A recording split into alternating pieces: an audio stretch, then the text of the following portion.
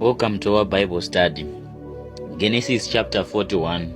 Well, guess what? In verse 1 there, after 2 years, Pharaoh has a dream. Pharaoh has a dream. Who remembers Joseph saying in Genesis chapter 40, around verse 8, when he was saying interpretations to dreams belong to God? Right? If you remember that one, may you hold on to it. Let me now also remind you that Joseph, because he had embraced the way of purity, he had a relationship with God. Okay, that's the only best way you can have a relationship with God, choosing to embrace the way of purity. All right. So he had a relationship with God, the same God who owns interpretation to dreams. Now Pharaoh is what? Is a dream. Do you see the connection now? When God now wants to raise his people, he just makes sure that you become the solution to the problem of those who raise you up. So you come with that solution and you yourself become a solution, and by so doing he has already raised you to the tables of those who are great. Okay, let's look at this one.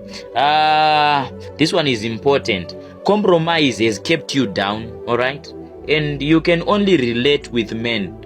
Joseph here was able to relate with God because he was not a person of compromise. And by relating with God, he would also have access to that which God has. Now you get to hear that silver and gold belong to God. Don't you remember that? Okay, now because you are a person who loves to compromise, you can only relate with men. And not with God. Unfortunately, you only have access to what men can offer. And do you know what men can really offer? Men can offer you heartbreaks. They can offer you rejection, deceit, disappointments, and the likes. That's the order of the day when it comes to men.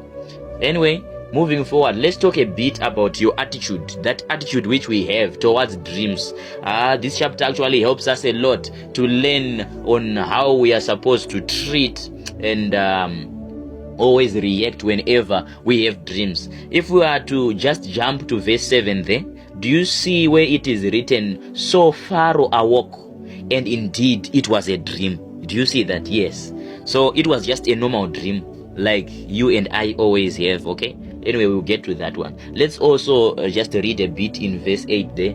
Verse 8, now it came to pass in the morning that his spirit was troubled. I actually underlined his spirit was troubled. I want you to see something here. Pharaoh, just like you and me, had two dreams in the night, okay? And just like you and me, he did not know the interpretation of these dreams. You get now? But unlike you and me now, Pharaoh was troubled in spirit. You and me, we have a tendency of just being relaxed and being okay. We just say, I dreamt, but I forgot. I can't quite remember what it was. I just have a few dots and pieces. I can't really connect. Then what do? You just continue with your day as usual and as normal. Do you see that now? That kind of attitude is actually what's keeping you and me unaware of the seasons and the opportunities. You end up not being prepared for a new level, a new dimension. You know what? A heads up came. Sometimes God, as he is coming, he comes in those dreams to warn you, to direct you, and to guide you. And just because you are treating those dreams just like a normal process, a normal physical process, like yawning. Come on, guys. Just because we are treating dreams like they are just something normal and something not to really regard, we end up being warned. God at times had warned you that a certain programming is being planned by the devil. A certain accident was being planned, and you were shocked when the accident actually happened. But he had warned you, and you just ignored the dream. You didn't even press to understand what God was speaking and telling you. Sometimes God comes even to show you an opportunity, and you miss that opportunity, not knowing that the Spirit of God had already shown you the opportunity, and you didn't actually press to know what God was showing you. So what we are just trying to to highlight here and to open our minds to is that dreams are very, very important. Anyway, we are getting deeper into this one. We want to be helped in this area of dreams, because God is giving you a heads up and you don't press to find the meaning of that dream. Dreams are very important. In fact, from today, I just want you to pray over your dreams. Pray over your dreams. Just pray and say, Father, may those dreams not be a place where I'm just eating pizza, I'm just all that nonsense, sexual immorality, dreams where you're just no. Pray over those areas. Let your dreams be a channel which God can use to speak and to communicate to your life. Do you know that God wants people in dreams? Do you know that God blesses people in dreams, blesses and anoints people in dreams? Do you know that God gives direction to people in dreams? Do you know that God corrects and rebukes people in dreams? Do you know that God actually reveals himself and even goes to making covenants with people and with men in dreams? Do you know that God can also give men strategies and ideas in dreams? You wake up having an idea of what to do to solve that challenge, that problem which was generational. You wake up with strategies and ideas to take you further and to where you have always desired to get to. You wake up with strategies which are beyond the common knowledge of men.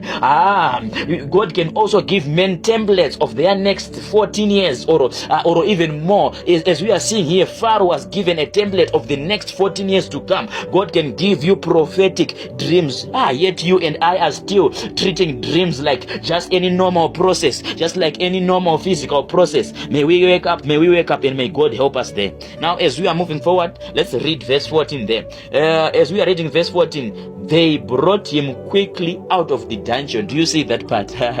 They brought him quickly out of the dungeon. My God, my God, my God. May your lifting come so speedily. As the Lord remembers you, may it may that season, that opening, that new job, that new chance, whatever it is that you have been expecting God for, may it come so speedily. May it be like a dream. My God, may it all seem like a dream in the blinking and the twinkling of an eye. May God do it quickly for you in Jesus' mighty name. My God, my God. Verse 16 there. Verse 16. It is not me. This is Joseph who was speaking to Pharaoh. Pharaoh had actually told, asked Joseph, I have heard that you are well able to interpret dreams. Then Joseph was saying, it is not in me. It is not in me. God will give Pharaoh an answer of peace. But I want you to notice something. We are coming back again to that issue of relationship. We are always speaking about it. It seems God is hammering on it a lot through these chapters. So may we be very attentive. Looking back at that relationship with God, that relationship issue, Joseph is saying God is the one who will give you what? An answer. Do you see that? God is the one who will give you, Pharaoh, an answer.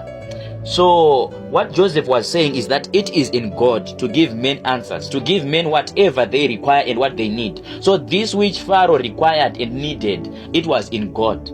But do you know what? It was actually Joseph who interpreted the dream to Pharaoh.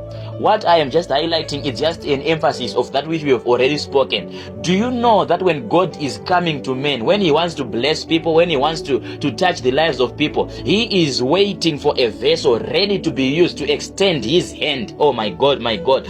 God is using you as an extension of his hand. God is using you to bring whatever he wants to bring to the lives of men. He is using you to speak to lives of people. He is using you to give those he wants to give to. My God, my God. Do you see that already? He wants to use you as an extension of that which he is doing upon the face of the earth. All right.